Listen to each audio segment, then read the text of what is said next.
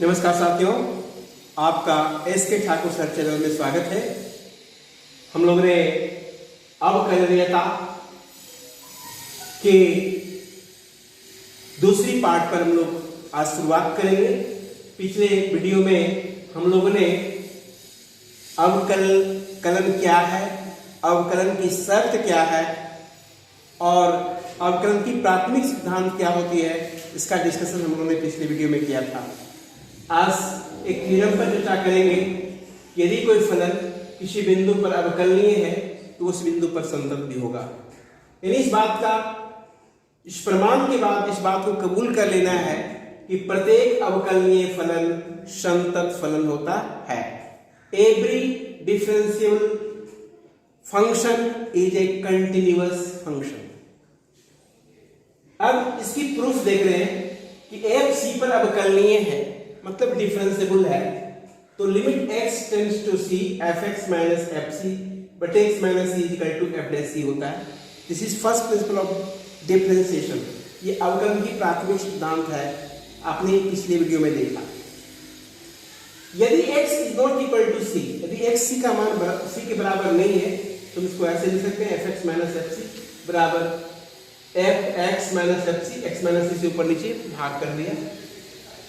अब दोनों तरफ लिमिट लगा दिया। Limit x tends to c f(x - limit x tends to fc, limit x tends to c f(x - fc) बटे x - c into x - c, limit f(x - fc) बटे x - c को ही कहते हैं f', जो कि यहाँ लिखे हैं।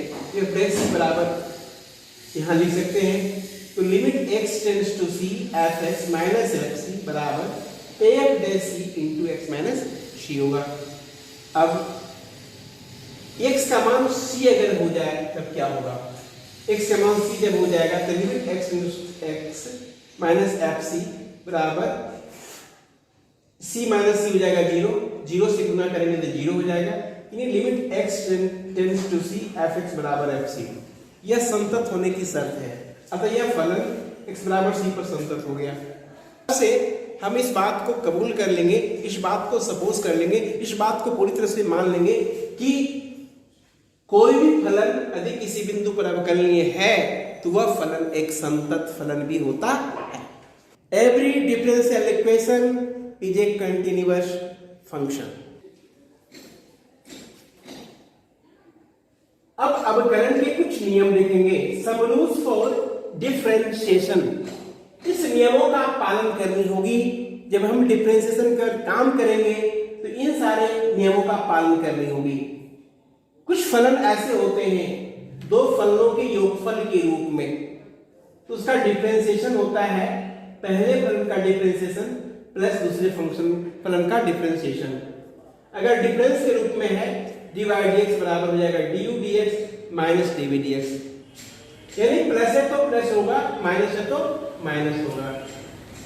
इसी तरह से अगर y बराबर u plus minus v plus minus w dot dot लंबी दूरी तक हो तो dy dx बराबर du dx करेंगे, प्लस है तो प्लस देंगे, माइनस है तो माइनस का चिन्ह देंगे। v को dv dx करेंगे, प्लस है तो प्लस देंगे, माइनस है तो माइनस देंगे, dw dx लिखेंगे, प्लस है तो प्लस देंगे। ऐसे बढ़ते हुए आगे चले जाएंगे। चौथा है, इसको प्रोडक्ट रूल कहते हैं। इसे गुणनफल का नियम कहा जाता है, इसे लेबनीज का नियम भी कहते हैं। y बराबर u into v, यानी दो फंक्शनों का प्रोडक्ट के रूप में यदि है तो पहले फंक्शन को डिफरेंशिएट करते हैं, उसको फिर दूसरे से गुना कर देते हैं, फिर दूसरे फंक्शन को डिफरेंशिएट करते हैं और पहले से गुना कर देते हैं। यानी du dx into v plus dv dx into u। Number 5, y बराबर u बटे v, dy dx बराबर हो जाएगा, इसको कहते हैं क्वोशिएंट रूल, भागफल का नियम कहते हैं। ऊपर वाले को डिफरेंशिएट करते हैं इनटू v, माइनस का चिन्ह देते हैं, यहाँ प्लस का चिन्ह था, यहाँ माइनस का चिन्ह देंगे। प्रोडक्ट रूल में प्लस लगेगा, क्वोशिएंट रूल में माइनस लगेगा। dv dx इनटू u बटे v स्क्वायर। प्रोडक्ट रूल में ये नहीं लगता था, लेकिन क्वोशिएंट रूल में ये लगेगा।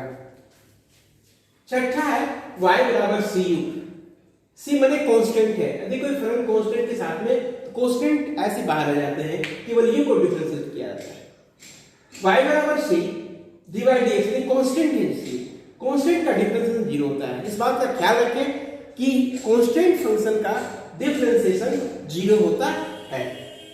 y बराबर VOU यानी फलनों का फलन हो, इसे चेन रूल बोलते हैं। तो v का डिफरेंशिएशन u के रूप में करते हैं, फिर u को x के रूप में करते हैं।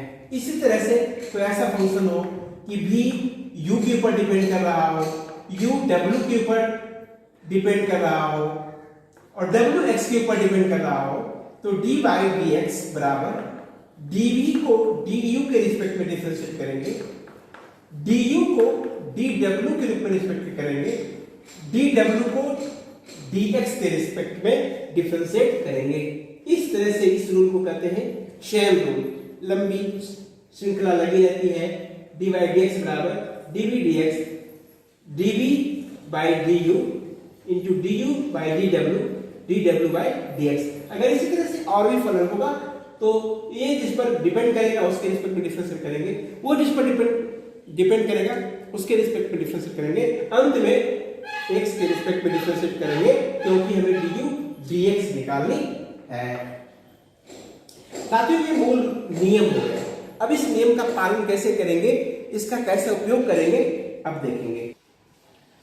अब इस नियमों को उपयोग करने के पहले कुछ और उपयोगी सूत्र है, उसको जान लेते हैं तो हम उस नियमों को बारी बारी से इस्तेमाल कर पाएंगे।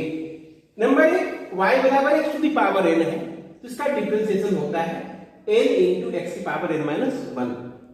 y बराबर sin x है तो dy dx होता है cos x। y बराबर ये cos x है तो इसका डिफरेंशिएशन होता है माइनस sin x। y बराबर tan x है तो इसका डिफरेंशिएशन होता है sec स्क्वायर x। y बराबर cot x है तो इसका डिफरेंशिएशन होता है माइनस cosec स्क्वायर x। यदि y बराबर sec x है तो इसका अवकल गुणांक डिफरेंशियल कोएफिशिएंट होता है sec x into tan x। y बराबर cosec x है तो इसका differentiation minus cosec x into cot x होता है। y बराबर ex है तो इसका differentiation e to the power x होता है, कोई चेंज नहीं होता है। y बराबर a to the power x है तो इसका differentiation a to the power x log e a होता है और y बराबर log ex है तो dy dx बराबर 1/x होता है। ध्यान देना कि log जो भी होता है उसमें कैलकुलस जब करते हैं, कैलकुलस का कोई फॉर्मूला लगाते हैं तो उसको बेस e में होना अनिवार्य होता है। तो पहले अगर कोई बेस दूसरे बेस में है तो पहले बेस e में चेंज कर लेते हैं तो अप्लाई करते हैं। बेस e में डालने पर ही dy dx बराबर होता है 1/x। अब देखेंगे इन सारे सूत्रों को हम प्रयोग कैसे करेंगे। अभी अभी आपको इस बताएंगे हर सूत्रों का प्रयोग कैसे किया जाता है। अब फॉर्मूला नंबर 1 है y बराबर x to the power n। इसको डिफरेंशिएट कैसे करेंगे, इसका सूत्र आपने पढ़ा तो dy dx बराबर n into x की पावर n minus 1। साथियों, आगे बताने के पहले एक बात बताना चाहते हैं कि अगर आज के पहले आपसे कोई पूछ रहा था कि कितने मैथमेटिकल ऑपरेशन होते हैं तो आपके मुंह से निकल रहा था कि मैथमेटिकल ऑपरेशन एक प्लस है, एक माइनस है, एक मल्टीप्लिकेशन है और एक डिवीजन है। यानी 4 आपके माउथ से ये आंसर आ रहा था कि 4 एप्लीकेशन होता है।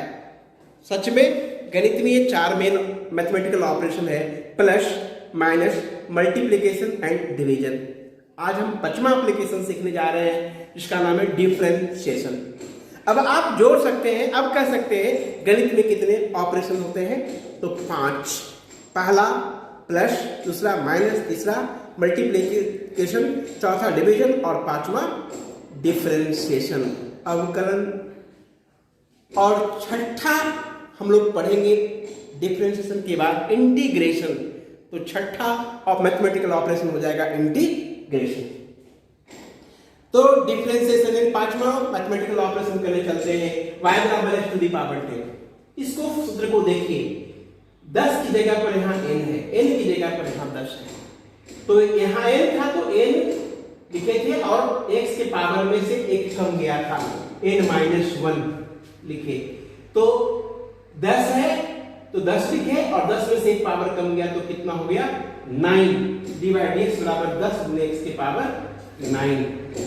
अब y बराबर हो गया x to the power 1/5, dy dx बराबर हो जाएगा 1/5। x टू दी पावर 1/5 में से एक कम जाएगा, 10 में से एक कम गया, n में से कम गया तो 10 में से में से कम गया तो 9 लिखे, तो 1/5 में से कम जाएगा तो -4/5 हो जाएगा। 1/5 x टू द पावर -4/5। तीसरा है y बराबर 1/x की पावर 1/2 डिवाइड x बराबर ये ऊपर ले जाएंगे x की पावर -1/2 हो जाएगा और -1/2 का n की जगह हो गया -1/2, तो n गुणे -1/2 गुणे x की पावर n -1 यानी -1/2 -1 में -1 करेंगे तो -3/2 होगा, यानी इसका डिफरेंस हो गया -1/2 x की पावर -3/2। दूसरा फॉर्मूला y बराबर cu, c कांस्टेंट है, u कोई फंक्शन है, तो dy dx होता है c बाहर कर देते हैं, कांस्टेंट को बाहर रखते हैं और u को डिफरेंशिएट करते हैं du dx। अब एक एग्जांपल लेते हैं, y बराबर 10 x टू द पावर 15 है, तो c की जगह पर 10 हो गया, u की जगह पर x की पावर 15 हो गया, x की पावर 15 इसकी तरह है, तो 15 गुणे x की पावर 15 में से कम गया तो कितना हो जाएगा 14, यानी 115 गुणे 10 150, x की पावर कितना हो जाएगा 14। दूसरे एग्जांपल लेते हैं, y बराबर 15/x3।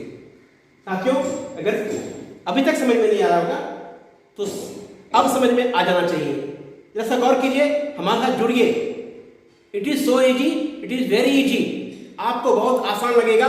कुछ ही क्षणों के बाद केवल आपको जुड़ने की आवश्यकता है, इसमें लगने की आवश्यकता है, इसे समझने की आवश्यकता है। y बराबर 15/x की पावर क्यू है, ये x क्यूब ऊपर ले जाएंगे तो इसकी पावर -3 हो जाएगा। अब इसको डिफरेंशिएट करेंगे, डिवाइड x, c की जगह पर हो गया 15, n की जगह पर हो गया -3, तो -3 -1 होता है, -3 -1 यानी -4, -45 x टू द पावर -4 हो गया। तीसरी एग्जांपल y बराबर 4 x रूट x लेते हैं, 4 बाहर हो गया, x रूट x का मतलब क्या हुआ, x की पावर 1 गुणे x की पावर 1/2, रूट x का मतलब होता है x की power 1/2, root x means x की पावर 1/2।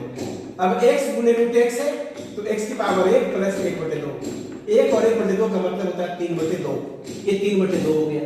अब n की जगह पर यहां आ गया 3/2, तो 4 गुणे 3/2 और पावर n में कम जाता है, 3/2 में से 1 कम जाएगा, 3/2 में से 1 कम होगा तो फिर 1/2 हो जाएगा, 1/2 का मतलब हो गया रूट x यानी 6 रूट x। धन्यवाद साथियों, मैं अगले वीडियो में फिर इसके अगले पार्ट को लेकर के आएंगे, इसमें और सारे फॉर्मूला कैसे एप्लीकेशन करेंगे, इस एक्सरसाइज 5.1 के बाद जो एग्जाम्पल्स है वो एग्जाम्पल को कैसे बनाएंगे और एक्सरसाइज 5.2 को कैसे बनाएंगे, ये आपको हम अगले वीडियो में बताएंगे। हमारा इन दिनों प्रत्येक दिन दोपहर 12 बजे एक वीडियो आ रही है जो इस चैप्टर से जुड़े हुए हैं।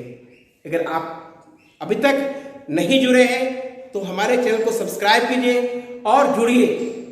कंटिन्यूटी एंड डिफरेंशिएबिलिटी, कंटिन्यूटी पर लगभग 7-8 वीडियो बना हुआ है, कंटिन्यूटी के बाद डिफरेंशिएबिलिटी पर ये दूसरा वीडियो है और हर दिन एक वीडियो आपको क्रम से आ रही है, चैन से आ रही है, सीरीज से आ रही है।